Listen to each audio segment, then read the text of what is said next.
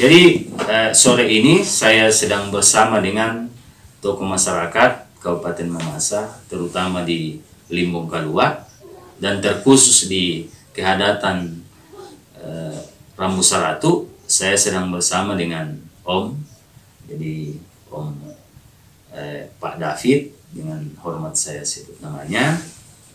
Dan kali ini saya akan membahas tentang budaya Mamasa. Di mana kita ketahui bahwa generasi Mamasa hari ini hampir kehilangan yang namanya budaya Mamasa. Artinya sudah banyak yang kami tidak tahu tentang budaya Mamasa ini. Sehingga sangat perlulah kami untuk belajar. Karena ya nakuato matua maka benda boleh lompat taruh ketangnya generasi. Karena itu siapa lagi yang mau melanjutkan kalau bukan generasi Mamasa saat ini. Karena itu saya sebagai generasi ya berkewajiban lah untuk membicarakan ini tentang budaya Mamasa. Pasti banyak hal yang mungkin menjadi kekurangan kita, tetapi paling tidak ini menjadi gambaran buat masyarakat generasi bahwa ya seperti ini budaya Mamasa, terutama di Limbong Kalua dan terkhusus di Rambu Saratu ini, Om. Yeah. Karena itu yang kita mau bahas adalah versi yang kehadatan Rambu Saratu. Jadi saya garis bawahi, Om, bahwa yang kita mau bahas ini adalah versinya ya kehadatan Rambu Saratu ya dan Limbong Kalua. Ya itu. Jadi yang pertama, Om, kan kita mau bicara budaya. Jadi budaya ini ya banyak-banyak yang kami tidak pahami. Mungkin itu yang bisa dijelaskan oleh Om satu persatu sehingga kami memahami budaya itu sendiri terhadap generasi. Artinya budaya ini sangat penting bagi generasi. Jadi mungkin itu yang bisa dijelaskan, Om, apa budaya tentang budaya Mamasa ini, apa itu, bagaimana susunannya. Seperti itu. Ya, baik. Pertama-tama saya berterima kasih karena diberi kesempatan untuk menyampaikan sekelumit tentang budaya Mamasa. Tentu tidak banyak yang saya pahami, tetapi ya saya akan memberikan apa yang saya tahu. Ya. Selanjutnya kita akan berbicara secara spesifik tentang budaya terkait dengan kehidupan masyarakat adat, ya, yang tadi sudah disampaikan, khususnya di Limbong Kalua dan terkhusus lagi di wilayah kehadatan Rambu Saratu ini. Saya tidak akan berbicara lebih luas dari itu karena bisa saja ada beberapa versi ya, di dalam wilayah lain itu yang agar kita tidak bias, tentu ya, kita khususkan pada kehadatan Rambu Saratu.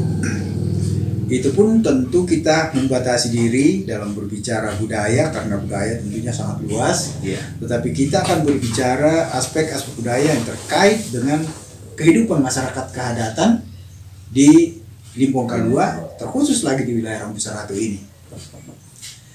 Nah, sebelum kita masuk dalam budaya yang terkait dengan kehidupan masyarakat adat di Rambu Saratu ini atau di Mamasa ini katakanlah, pertama-tama kita harus memahami dulu norma-norma atau aturan-aturan atau kaidah-kaidah ya, yang mengatur tatanan kehidupan masyarakat adat.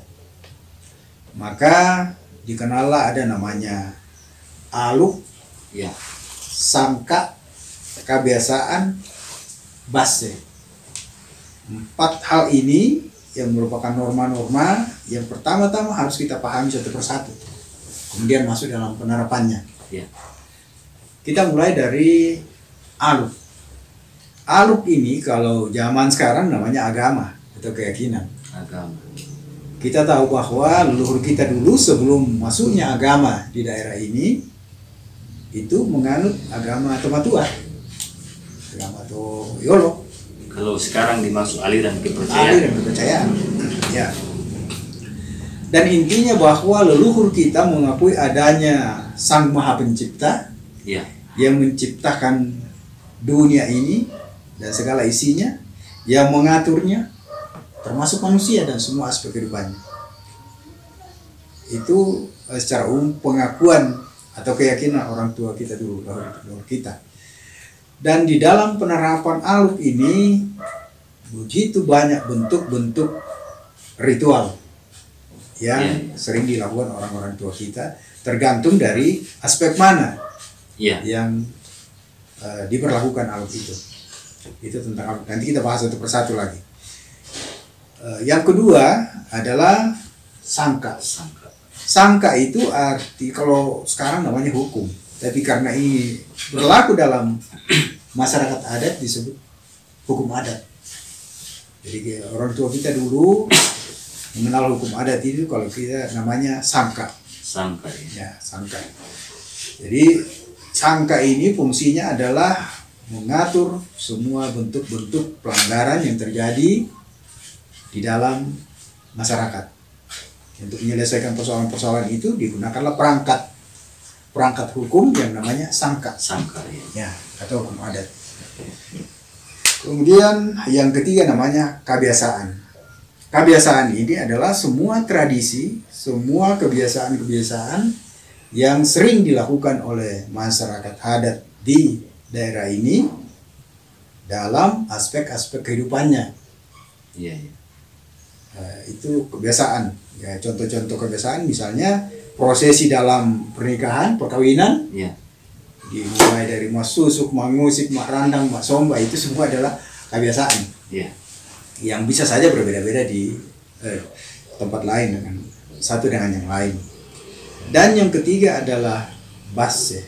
Keempat adalah basse. Basse ini sebenarnya jabatan dan fungsi.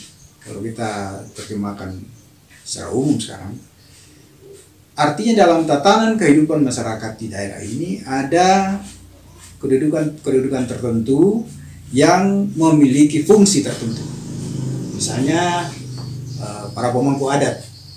Para pemangku adat yang didudukkan di suatu wilayah keadatan itu memiliki kedudukan dan fungsi tersendiri.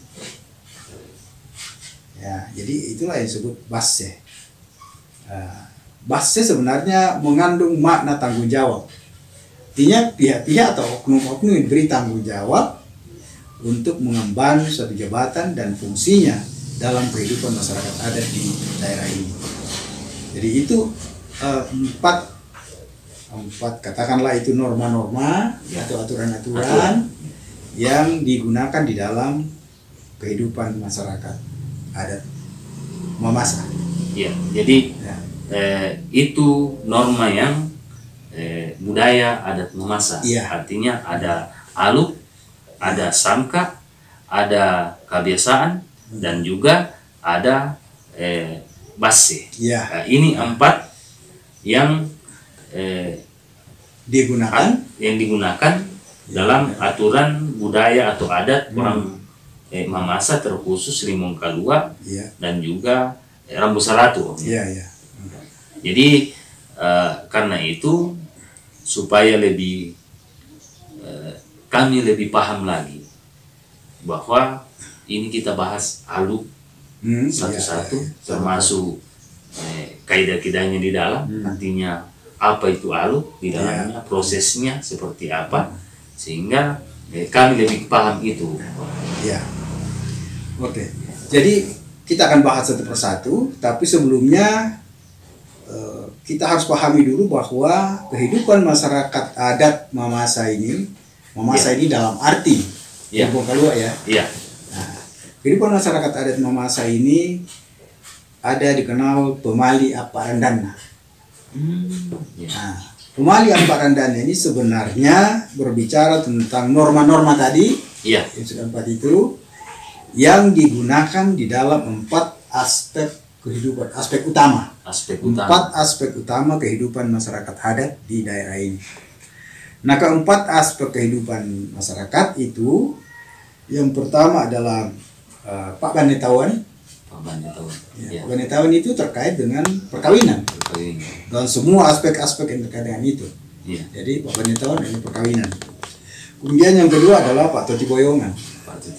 Pak Teti Boyongan adalah terkait dengan kehidupan ekonomi khususnya bercocok tanam padi, yang mengatur tentang itu semua aspek-aspek atau tahapan-tahapan terkait dengan tata cara bercocok tanam padi, karena sumber penghidupan orang tua kita adalah padi, sawah, itu diatur melalui aspek ini. Kemudian yang ketiga adalah Pak Kuru Sumangasan. Semua aspek yang terkait dengan ungkapan syukur, sukacita, itu Pak Kuru Sumangasan. Nah, dan yang keempat adalah Pak Tomatean. Artinya terkait dengan kematian seseorang, dan dari semua tahapan-tahapannya, dari semua perlakuan-perlakuan yang harus dilakukan. Nah, dari keempatnya ini itu tidak bisa dilepaskan dari 4 norma-norma tadi. Karena di dalam 4 aspek kehidupan masyarakat ini semuanya diatur oleh norma-norma. Baik itu norma-norma agama atau aluk, baik itu norma-norma sangka, norma kebiasaan, dan juga basis. Nah, jadi 4 aspek tadi itu diterapkan di dalam 4 aspek kehidupan. Kemalian Paran. Nah, itu yang kemudian kita akan bahas satu persatu penerapannya, contoh-contoh penerapan. Mulai dari aluk, aluk. Jadi kita ambil contoh-contohnya. Aluk ini tadi saya katakan terkait dengan ritual-ritual penyembahan, keyakinan, baik itu sifatnya syukuran, baik itu sifatnya permohonan, baik itu sifatnya pengakuan dosa, itu semua terkait dengan keyakinan. Aluk. Nah, contoh terkait dengan manusia, kelahiran manusia. Sejak lahir sampai pada dewasa itu diatur oleh norma-norma aluk. Mulai sejak lahir. Dalam kehidupan masyarakat adat kita, jika seseorang berlahir, bayi berlahir, itu dilakukan ritual dengan menyembelih seekor ayam. Kalau istilah ini ditamui. Ya, ditamui, kalau terjemahan bebasnya ya disambut. Artinya kita menyambut kehadiran seorang bayi dalam syukur. Nah, kemudian menjelang dia mulai agak-agak besar, dilakukan lagi ritual. Dipasodokan istilahnya. Dipasodokan atau banyak istilah yang orang gunakan, tapi pada umumnya orang gunakan dipasodokan. Nah, itu menjelang sudah mulai agak-agak besar. Kemudian setelah dia menjelang dewasa, berumur 1 tahun, bukan dewasa. Setelah dia berumur 1 tahun dulu. Setelah berumur 1 tahun, kalau sekarang namanya ulang tahun pertama, itu dilakukan lagi ritual untuk merayakan ulang tahun itu, kemudian menyembelih seekor babi. Nah, jadi istilahnya itu dipaisungi. Dipaisungi kalau sudah umur 1 tahun, ulang tahun pertama. Kemudian setelah bertumbuh menjelang dewasa, dilakukan lagi ritual. Tetapan ritual dengan memotong babi lagi, istilahnya itu dipelambean. Dipelambean atau digambei. Permohonan. Jadi permohonan kepada Sang Pencipta agar anak ini dituntut di dalam perjalanan kehidupannya, itu intinya. Dan setelah dia dewasa, dilakukan lagi ritual yang sebenarnya sudah dilakukan sendiri oleh yang bersangkutan, itu disebut Umpande Tutumampana. Jadi tahapan-tahapan ini mulai dari kelahiran sampai dewasanya seseorang itu disebut ukusan rupa tahu. Jadi proses ini semua namanya ukusan rupa tahu. Artinya ritual-ritual terkait dengan manusia kelahiran sampai pada dewasanya seseorang, itu ukusan rupa tahu. Yang terkait dengan pembangunan rumah misalnya juga ada ukusan pebanuan namanya. Itu juga diterapkanlah aluk di situ. Misalnya mulai dari pertama masuk hutan untuk menebang kayu, dilakukan ritual dengan seekor ayam. Kemudian setelah ditebang, mulai dibentuk Iya. dengan tara, Iya. dilakukan lagi ritual dengan seekor ayam. Setelah ditara, kemudian dilubangi, dipahat, dilakukan lagi tahapan ritual. Jadi dia ayam lagi. Ayam lagi. Nah, kemudian pada saat membuat meratakan halaman, Ya. rantean kalau bahasa kita, Iya. rantean dilakukan ritual, tapi bukan lagi sekedar ayam yang dipotong, tetapi 3 ekor, 3 macam hewan, Oh. babi, anjing, dan ayam. Ada arti dari semua itu. Ya, ini sebenarnya secara simbolik masing-masing punya Ya. arti. Yang kita kenal sebagai mata lurara, artinya Ya. tiga macam hewan ini ya. Babi sudah lumrah karena dia adalah hewan yang paling banyak digunakan dalam acara duka cita dan sukacita kan. Iya. Tetapi mengapa digunakan anjing? Hmm. Anjing menurut orang tua adalah hewan yang tergolong paling setia terhadap tuannya, tergolong paling setia. Kemudian ayam adalah hewan yang paling tinggi nilainya di dalam tatanan kehidupan masyarakat Mamasa. Jadi ayam ini lebih tinggi dari kerbau. Lebih tinggi daripada babi, lebih tinggi daripada kerbau. Buktinya ukusan rupa tahu potong ayam, Ya. ukusan pebanuan potong ayam, ukusan patuan potong ayam. Iya, iya. Ya kan? Jadi dianggaplah yang paling tinggi dalam kehidupan kita. Itulah makna-makna simbolik yang tentunya mengandung sebuah pengharapan Iya. dari orang tua. Jadi itu contoh-contoh penerapan. Jadi ini tadi sampai di Pak Rantian atau meratakan halaman Ya. untuk tempat rumah. Jadi apakah dia sampai di berdiri rumah masih ada juga Oh proses masih yang- terus. Ya, Yang- itu ada tahapan-tahapannya, mulai mendirikan ada tahapan lagi, ada Iya. ritualnya lagi. Apalagi kalau dia mulai diatapi itu ada ritual besar lagi di situ. Jadi kalau sudah diatapi, sudah di dinding kan ada juga lukisan. Ya, ukiran. Ukiran. Iya, iya, itu juga tahapan-tahapannya. Membolong ada tahapannya, dihitamkan dulu kan, Jadi kemudian diukir itu. mungkin itu kita bicara nanti Itulah episode tahap berikutnya. kita. Karena itu supaya perlu kita satu bahas pembahasan satu tersendiri. Pembahasan Nah, tersendiri. Iya betul. Iya. Nah, apalagi kalau rumah itu sudah selesai, Iya. syukuran tergantung selesai ya. Ya, jadi mungkin itu satu pokok pembahasan nanti kita. Om. Iya. Jadi alu ini ternyata seperti yang Om katakan bahwa ada namanya upusan. Ya. Jadi ada proses dalam misalnya upusan mebanua, Ya. upusan manusia, Rupa tahu, ya. rupa tahu, upusan rupa tahu. Iya. Jadi mungkin Urusan ini patuan juga begitu. urusan patuan, Iya. urusan mantanan dan Ya, ada juga terkait dengan bercocok tanam. bercocok tanam. Juga terkait dengan yang sifatnya meminta perlindungan. Misalnya kalau ada wabah, Ya, seperti sekarang ini corona. Seandainya masih zaman dulu, orang tua kita, leluhur kita dulu, iya, kalau ada wabah seperti ini, tentu mereka akan melakukan ritual yang lazim disebut Marindi Bamba atau Marompo Bamba. iya, iya. Ya, itu dilakukan ritual. Intinya adalah memohon perlindungan kepada Sang Pencipta agar kampung ini atau daerah ini dilindungi dari wabah.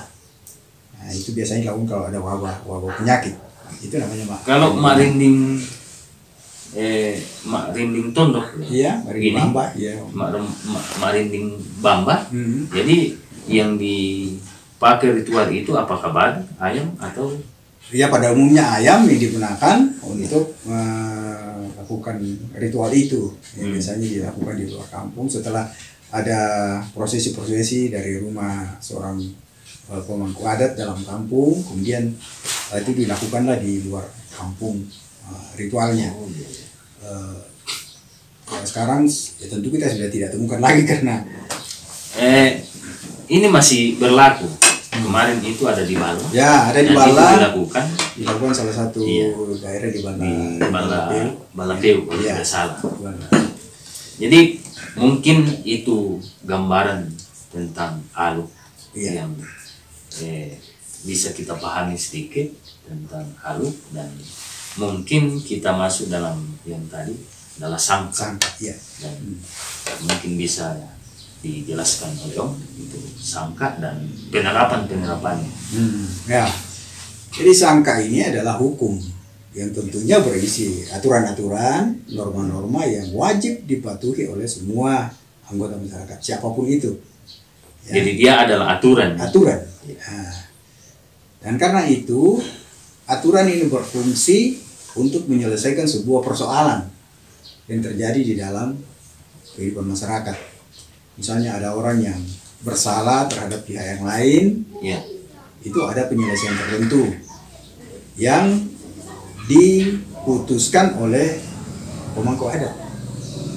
Nah, jadi sangka ini memang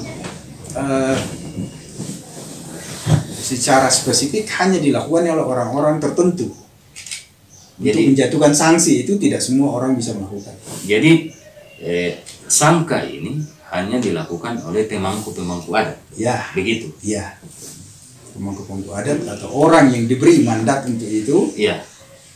Jadi tidak sembarang orang yang bisa menjatuhkan sanksi hukum terhadap sebuah pelanggaran. Ya. Jadi misalnya ada si A dengan si B berkelahi. Ya. Si A ini berdarah. Ya. Maka yang mengurus ini adalah pemangku adat. Pemangku adat. Kalau maksudnya kita bicara dulu, Om. Ya, ya.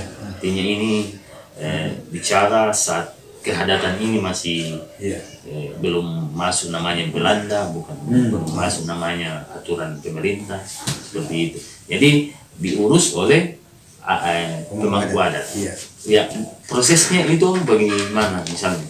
Iya, jadi tadi seperti kasus ya. Misalnya ada orang berkelahi, salah satunya berdarah. Iya. Itu dalam istilah teman tua, empat berdarah. Iya. Maka kalau terjadi seperti itu, sebelum diadili kita belum cari siapa yang salah siapa yang benar. Ya. Tapi wajib hukumnya itu dilakukan sebuah tindakan Ya. yang mencederai ini harus memotong babi. Jadi ini belum kita belum cari siapa salah siapa benar. Siapa benar. Tapi wajib itu hal yang pertama dilakukan adalah mati tindok rara. Iya, iya. Karena ada begini, mengapa itu harus dilakukan? Orang tua kita, leluhur kita menganggap tabu untuk meneteskan darah di wilayah kita. Nah, sehingga kalau terjadi seperti itu, wajib hukumnya dilakukan sebuah tindakan untuk memulihkan kondisi itu. Iya. Sebagai bentuk permohonan pengampunan atas kesalahan itu. Nah, barulah kita bicara siapa yang salah, siapa yang benar. Ya tentu itulah baru kita bisa menentukan sanksinya apa. Ya. Sanksinya apa. Jadi dalam penerapan sangka, ya misalnya salah seorang dirugikan, ya apakah dia dirugikan dalam secara materi atau non materi, imaterial, misalnya harga diri, maka itu ada banyak macam sanksi yang dilakukan. Misalnya kita kenal namanya mekayu manuk, mebule bayi, merendentedo. Ini adalah bentuk-bentuk sanksi tergantung dari berat ringannya pelanggaran dan tergantung dari status orang yang bersalah ini. Status sosialnya dan status ekonominya. Oh, jadi ini menjadi sebuah pertimbangan dalam musyawarah adat. Iya. Artinya penyelesaian secara adat. Iya. Nah, makanya sangka ini sebenarnya memang tidak bisa disampaikan kepada halayak ramai bahwa seperti ini, karena yang bisa melakukan pertimbangan kemudian melakukan putusan terhadap pelanggaran hanya pemangku adat yang punya hak otoritas untuk menjatuhkan hukuman itu. Nah, karena tidak semua penerapan itu lantas seragam, maka perlu dipahami bahwa mekayu manuk, mebule bayi, merendentedong bukan denda. Bukan denda. Sebab kalau denda,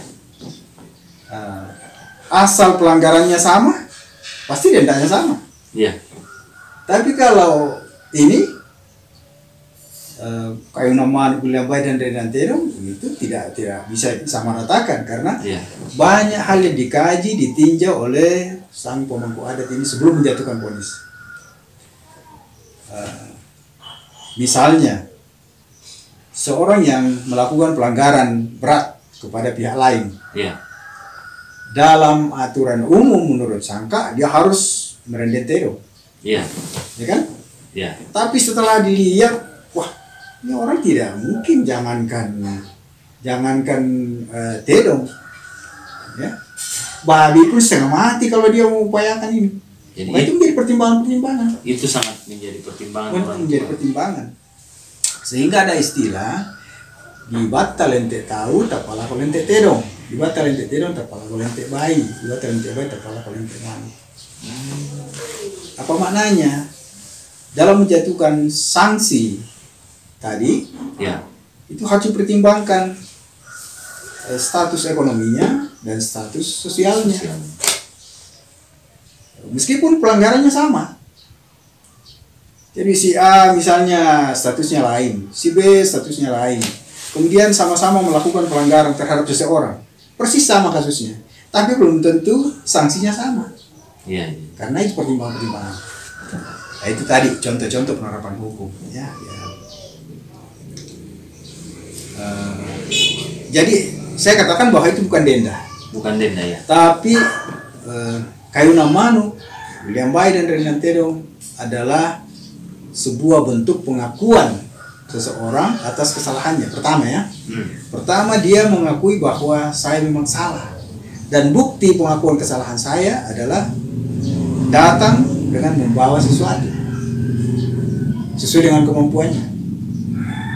Yang kedua, memulihkan harga diri orang yang dirugikan. Memulihkan. Ya, memulihkan harga dirinya karena dia kan merasa dirugikan harga dirinya ya. Nah, dipulihkan. Yang ketiga adalah memulihkan hubungan baik antara kedua belah pihak. Jadi tidak ada lagi persoalan. Jadi misalnya si A membawa babi ke si B karena Ya. merasa bersalah. Karena kesalahan. Apakah ini si B bisa mengambil atau bagaimana? Oh ya. Jadi sebenarnya kalau dia sudah si A ini datang ya membawa sesuatu, apakah babi atau kerbau, maka terserah kepada si B yang dirugikan ini. Ya. Dia bisa ambil dan juga bisa tidak diambil dengan tentunya konsekuensi masing-masing. Jadi ada konsekuensi yang Ada harus konsekuensi. Kalau misalnya yang bersangkutan yang dibawakan ini merasa bahwa ya kan saya sudah merasa harga diri saya sudah dipulihkan, saya sudah berikan pengampunan kepada yang bersalah ini, ya tidak perlu saya ambil. Maka kalau tidak diambil, ya tidak ada persoalan, kembali seperti biasa lagi, hubungan kembali bagus. Berarti seperti awal kemarin. Seperti awal, tidak ada masalah, tidak ada dendam, tidak ada persoalan-persoalan kita. Nah, bisa juga diambil dengan sebuah konsekuensi bahwa apabila besok lusa keturunan dari si A dan si B-nya akan kawin-mawin, Ya. itu tidak dibolehkan sebelum selesaikan persoalan dulu. Persoalannya adalah karena mengambil Babi yang misalnya babi kerbau yang kerbau dibawa. atau ayam itu. Ya. Ya. Sebab kalau itu terjadi pernikahan keturunannya kedua belah pihak ini, istilahnya durilanala, dan durilanala, ada duri di antara mereka. Ada persoalan. Ada persoalan di antara keduanya ini. Maka ya harus selesaikan dulu. Jadi ini babi dikembalikan. Kembalikan dulu baru bisa nikah ini anak. Ya. Ya, Jadi itu konsekuensinya. itu konsekuensinya. Kalau misalnya diambil. Oleh karena itu dalam prakteknya itu jarang diambil. Ya. Jarang Tidak diambil. jarang Ya, terjadi karena itu. sekali lagi bahwa itu adalah simbol pengakuan, bukan soal harta benda, bukan Soal permata. nilai. Bukan. Nilai benda yang dibawa. Bukan nilai bendanya, Tapi ini adalah simbolik simbol permohonan maaf. Ya. Makanya saya katakan jangan diterjemahkan sebagai denda. Ya. Sebab kalau denda ya harus diambil.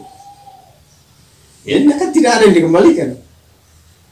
Ya, tapi karena bukan denda, itu adalah simbol dari pengakuan kesalahan, maka ya bisa diambil bisa tidak. Ya kan ada juga pertanyaan seperti ini Om. Ya, saya biasa baca di Facebook bahwa apakah ini masuk di dalam sangka atau masuk dalam aluk. Artinya yang misalnya dia bilang begini, kalau kita mengunjungi keluarga yang lagi apa gitu rambu tuka atau rambu solo, Ya. tapi mungkin ini apakah ini masuk dalam situ atau dia masuk di mana mungkin posisinya. Nah, bahwa itu seakan-akan seperti kayak misalnya hutang, artinya orang kita bawa babi ini ke keluarga, ini kan biasa salah persepsi tentang budaya ini. Bahwa ini dianggap hutang. Ya. Oh, si lomba. Si lomba. Ya. Jadi misalnya ada pihak keluarga atau ada kekeluargaan. Iya. Ikatan kekeluargaan. Iya. Ditimpa oleh duka cita. Duka cita atau dia ditimpa, maksudnya ataupun sukacita. Ataupun sukacita. Ya. Sehingga kita kan selalu bilang bahwa baki dia naka ditetang. Dia naka ditetang. Iya. Sehingga ya ini seakan-akan menjadi sebuah beban berat bahwa ini dianggap utang. Iya. Apakah ini betul atau tidak seperti itu budaya memasak? Iya. Jadi kalau kita balomba, ya, atau si lomba, ya, kita melayat sambil membawa sesuatu. Ya. Kita ambil contoh orang mati ya. Ya. Orang mati kita membawa sesuatu. Contohnya membawa babi. Babi ya. Yang paling lazim kan ya, bawa babi. Ini bukan sangka, bukan aluk, tapi adalah tradisi, kebiasaan, hubungan sosial. Iya. Karena maknanya adalah mempererat rasa kekeluargaan antar dua belah pihak ini. Simbol ikut berduka cita atas apa yang dirasakan oleh keluarga kita. Jadi kita bawa. Nah, apa kedudukan yang kita bawa itu? Apakah dia hutang? Sama sekali bukan. Jadi bukan hutang. Bukan hutang. Ya. Tapi itu adalah bentuk rasa ikut berduka cita terhadap keluarga kita. Jadi sehingga kita datang dengan membawa babi, membawa kerbau dan sebagainya. Jadi jangan diterjemahkan sebagai hutang. Nah, karena kalau kita terjemahkan sebagai hutang, inilah yang akan justru membuat hubungan kekeluargaan itu akan jauh. Retak. Karena ketika suatu saat terjadi sebaliknya, kita yang ditimpa pergumulan seperti itu ya, karena kematian, terus pihak mereka diwajibkan untuk datang karena hutang, karena punya hutang, ini kan malah makin merusak hubungan kekeluargaan. Oleh karena itu, sekali lagi ini bukan hutang, hanya perasaan, ya, bukan hutang tapi perasaan, merasa bagian dari keluarga itu. Sehingga kalau terjadi sebaliknya, jangan kita paksa diri. Kalau misalnya kebetulan lagi tidak ada, kita tidak mampu untuk menyiapkan babi atau kerbau, jangan paksa diri bahwa wah ini kan hutang kita, dulu pernah datang. Ya. Nah. Jadi itu tidak boleh menjadi sebuah tidak bisa menjadi sebuah hutang. Nah. Ya. Kan ini dalam pandangan masyarakat Mamasa hari ini bahwa kalau kita sudah tidak ada apa-apa untuk bawa babi atau bawa kerbau, ini menjadi sebuah jarak. Makanya. Sehingga inilah yang harus diluruskan bahwa itu bukan sebuah hutang. Ya. Tapi ini adalah rasa kekeluargaan. Seperti yang Om bilang bahwa ini jangan dipaksakan karena mungkin ada hal-hal yang dipikirkan oleh orang tua atau bagaimana. Jadi makanya kalau kita datang membawa babi atau seperti itu, orang katakan mawai mata. Iya. Jadi ikut berduka cita atas musibah yang menimpa keluarga kita. Iya. Sehingga kita membawa itu. Nah, dan itu tidak dipersoalkan besar kecilnya. Iya. Nah, kita tidak persoalkan besar. Besok lusa misalnya terjadi sebaliknya, kita yang bawakan mereka, jangan berapa ukuran babinya dulu. Iya. Dibawa dulu. Itu tidak masalah karena yang penting kita sudah datang membawa sesuatu sesuai dengan kondisi kita pada saat itu. Itu pokoknya mata. Ya. Tapi memang harus dibedakan apakah dia datang melayat dan membawa sesuatu dan tujuannya untuk berduka cita atau ada tujuan tertentu. Karena ada juga misalnya terkait dengan hutang piutang, itu lain. Artinya yang mungkin bisa kita pahami itu kalau masalah Nah, hutang-hutang. betul utang piutang Iya, terkait misalnya ada sawah yang tergadai, iya, ya, iya, kemudian akan ditebus melalui pengorbanan itu pada saat pemiliknya meninggal misalnya, Iya. datang membawa kerbau itu untuk menebus sawah itu lain. lain ceritanya. Iya, itu. lain ceritanya. Karena itu Iya. tentunya utang piutang. Tapi kalau secara umum kita melayat dengan membawa sesuatu, itu bukan hutang, hanya perasaan. Jadi ini adalah bagian dari kebiasaan. Kebiasaan. Jadi tidak terkait dengan keyakinan, tidak terkait dengan terkait hukum, tapi tradisi, kebiasaan. Tradisi kebiasaan. Kebiasaan dalam bentuk hubungan sosial. Baik, Om. Jadi sebenarnya kan sangka sudah dijelaskan tadi. Iya. Nah, sebenarnya ini saya tanyakan selanya Iya. sebenarnya, tapi ternyata dia masuk di kebiasaan. Iya, kebiasaan. Nah, jadi sekarang kita mau bahas kebiasaan. Iya. Mungkin ada kebiasaan ini ada lagi normanya, ada pokok kebiasaan. Laki baine atau yang lainnya, iya, iya. sipasan.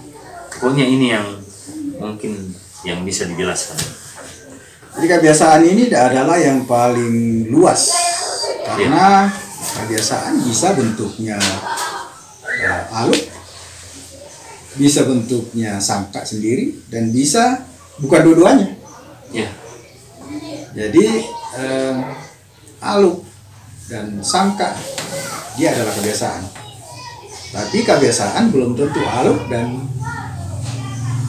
sangka.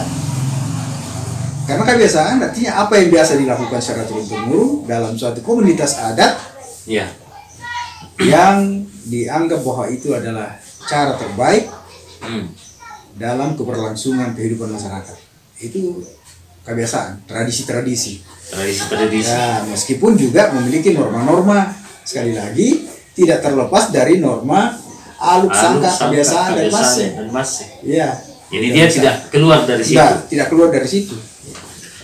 Jadi karena sifatnya tradisi, maka di beberapa tempat itu bisa saja berbeda-beda antara satu komunitas masyarakat adat dengan komunitas adat lainnya, bisa saja berbeda.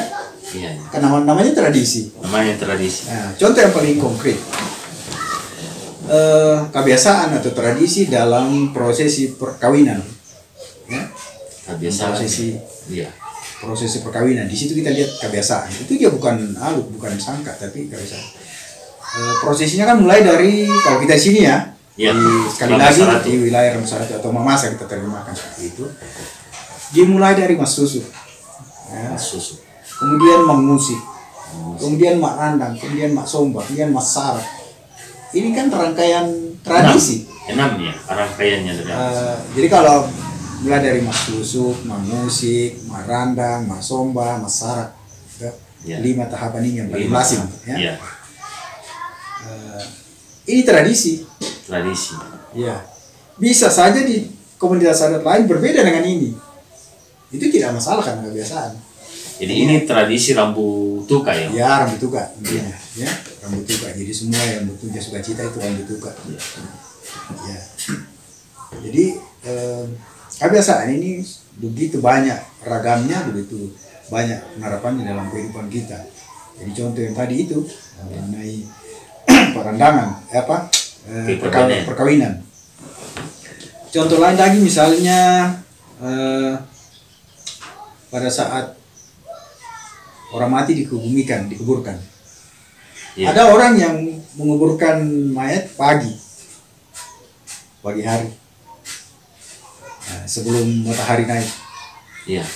Tapi kita di sini menguburkannya sore, sesudah matahari turun. Iya. Ya, ini kan tradisi.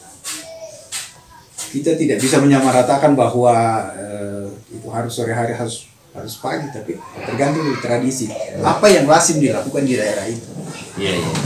Itu namanya kebiasaan-kebiasaan.